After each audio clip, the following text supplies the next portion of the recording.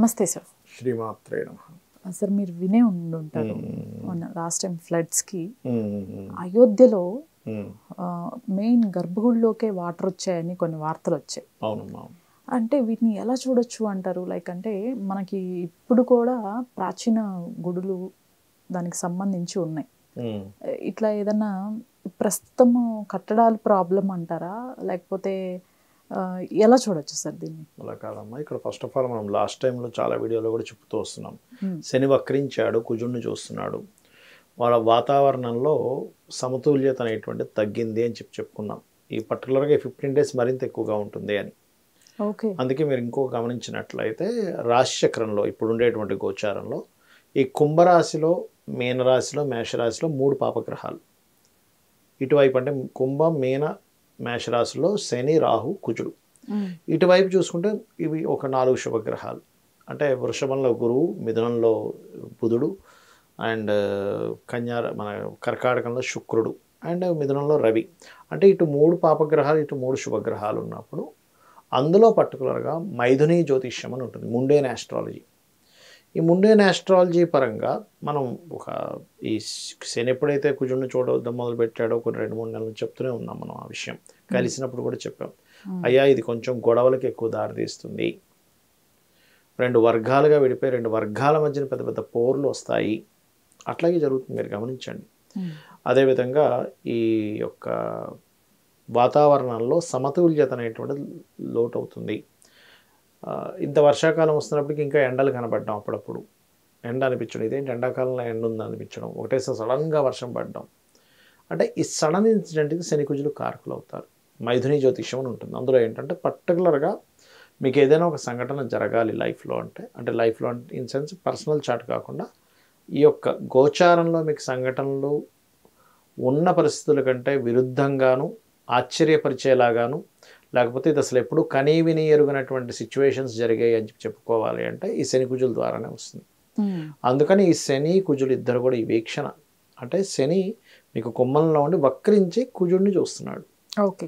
అందుకని ఏంటంటే ఇటువంటి సిచ్యువేషన్స్, విపరీతమైన వర్షాలు కానివ్వండి, అట్లాంటివి జరుగుతాయి ఖచ్చితంగా, అందులో ఎటువంటి సందేహం లేదు.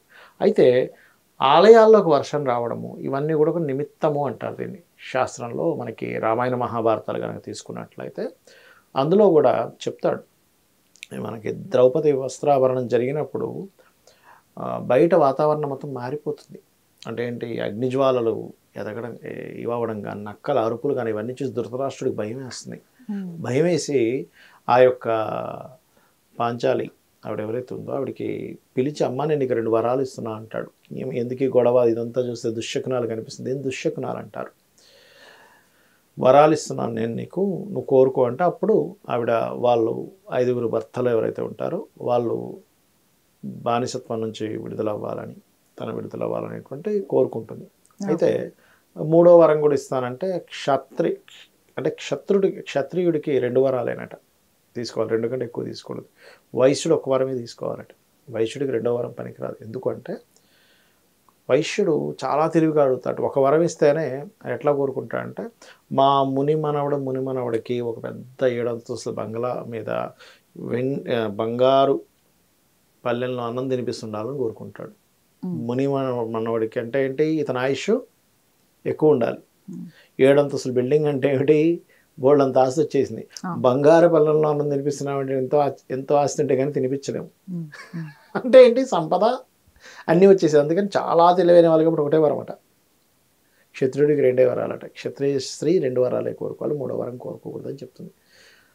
అంటే దుశ్శకునాలు ప్రకృతి రూపంలో ఎప్పుడైనా మనకి ఇలా చూపిస్తున్నాయి, ఆలయాలకు విపరీతంగా వాటర్ రావడం, ఇవన్నీ ఏంటంటే ఈ యొక్క ప్రకృతిలో ఇంకా మనకి ఇంకొంచెం జాగ్రత్తగా ఉండాలి. గొడవలు కానివ్వండి, అనవసరమైనటువంటి ఒకరి మీద ఒకరు బురదలు జల్లుకోవడం కానివ్వండి, అసలు నీతిగా న్యాయంగా లేనటువంటి సిచ్యువేషన్స్ ఇంకా చూడాల్సింది ఉంటుంది మనం, బికాజ్ ఆఫ్ ఈ శని అండ్ కుజ సంబంధం వల్ల. అయితే ఒక లక్ ఏంటంటే ఈ రాజుకి కారకుడైన రవి మాత్రం కాస్త శుభగ్రహాల మధ్యన ఉన్నాడు. ఓకే. అది కొంతవరకు సేవ్ చేస్తుంది, అది చూసుకోవాలి. అండ్ ఇలాంటి సందర్భాల్లో సామాన్య ప్రజానీకానికి మనకి వరంలాగా ఈ వారాహి నవరాత్రులు వచ్చాయి. ఈ వారాహి నవరాత్రులు కనుక మనం చేసినట్లయితే ఇప్పుడు ఈ యుద్ధాలు, ఈ గొడవలు, అనవసరంగా ఇంకో దేశం ఈ దేశం మీద ఏదో రుచి చూపించడం లాంటివి కూడా జరుగుతుంటాయి. ఇవన్నీ ఆల్రెడీ ఈ కాంబినేషన్లో జరుగుతూ ఉంటాయి. అలాంటప్పుడు సామాన్య ప్రజలకి అమ్మవారు రక్షిస్తుంది, సామాన్య ప్రజల్ని. కాబట్టి వారాహి నవరాత్రులు అందరూ చేసుకుంటే మంచిది. వీలైతే శని కుజ గ్రహాల దగ్గర దీపారాధన చేయడము. అలాగే మరొక విషయం ఏంటంటే గోవులకి క్యారెట్స్ బెల్లము తినిపించడము. ఈ శని కుజ కాంబినేషన్ ఉన్నప్పుడు ఏంటంటే అన్నదమ్ముల మధ్యన కూడా గొడవలు వస్తుంటాయి. అది కొంచెం జాగ్రత్తగా ఉండాలంటే ప్రకృతి.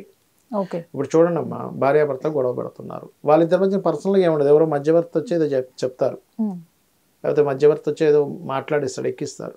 వీళ్ళిద్దరు గొడవ పడుతూ ఉంటారు ఆ వ్యక్తి కోసం, ఇంకో అమ్మాయి కోసం, అబ్బాయి ఎవరి కోసం.